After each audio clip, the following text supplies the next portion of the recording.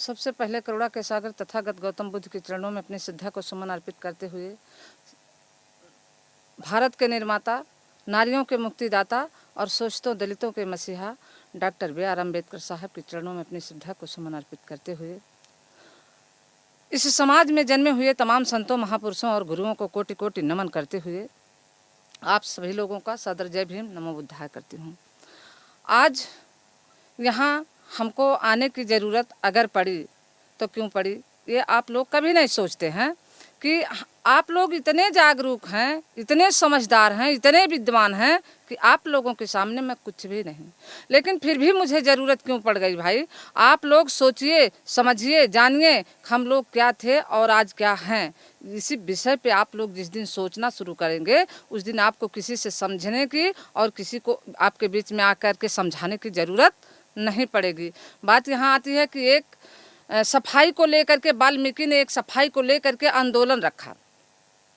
वाल्मीकि ने एक सफाई को लेकर के आंदोलन रखा और उस आंदोलन को गांधी जी सफल बनाना चाहते थे। गांधी जी सफल बनाना चाहते थे और उस आंदोलन में गांधी जी जाके पहुँचे और कई दिनों तक वहाँ बैठे रह गए। कई दिनों तक वहाँ बैठे रह गए और उनकी बात को कोई सुनना पसंद नहीं किया। उनकी बात को कोई सुनना पसंद नहीं किया। वहाँ उस आंदोलन में कोई आया ही नहीं।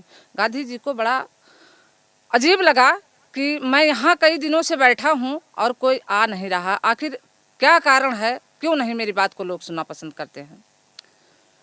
उसी आंदोलन में कुछ टाइम बाद जब बाबा साहब का आना हुआ और लोग सुने कि आज यहाँ बाबा साहब आने वाले हैं,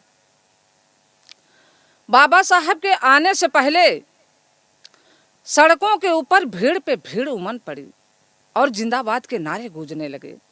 जिंदाबाद के नारे गूंजने लगे और गांधी जी उस भीड़ को देख करके अचंभा में पड़ गए कि मैं यहाँ इतने दिनों से बैठा हूँ, कोई भी नहीं आया और अभी डॉक्टर अम्बेडकर आए भी नहीं और इतनी लंबी भीड़।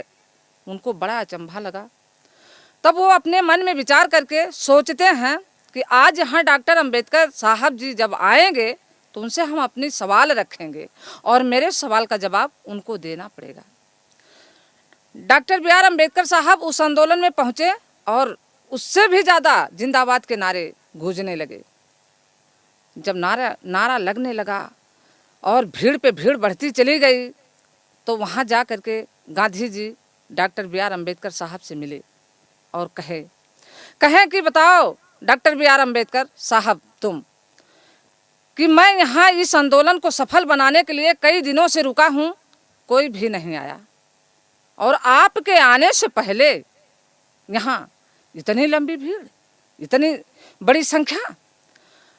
डॉक्टर अम्बेडकर मुझे इस बात का जवाब दो कि मुझ में और आप में अंतर क्या है कि आपकी बात को लोग इतना सुनना पसंद करते हैं और मेरी बात को कोई सुनना पसंद नहीं करता है।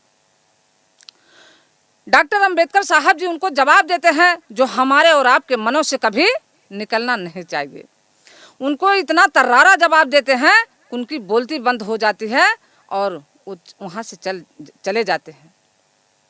डॉक्टर अम्बेडकर साहब जी बोलते हैं कि गांधी जी आप इस समाज की दाई हो सकते हैं, आप इस समाज की दाई हो सकते हैं गांधी जी, और दाई का काम है एक घर से मेहनताना ली दूसरे घर में जा खटकी और दूसरे घर से मेहनताना ली तीसरे घर में जा खटकी। लेकिन गांधी जी मैं इस समाज की दाई नहीं हूँ, मैं इस समाज की माँ हूँ और माँ अपने बच्चों का कैसे ध्यान रखती है वो माँ जानती है गांधी जी, आप नहीं जान पाओगे। इसलिए मेरे समाज के सभी समाज के बच्चे अपनी माँ के साथ हैं। इनके भूख को, इनके प्यास को, इनके सभी मुश्किलों को मैं समझता हूँ कि मेरे बच्चे कैसे अपने दिन को काट रहे हैं, कैसे मुश्किल में ये अपना टाइम गुजार रहे हैं। इसलिए सभी बच्चे ये हमारे अपनी माँ के साथ हैं। ये मुझ में और आप में अंतर है। गांधी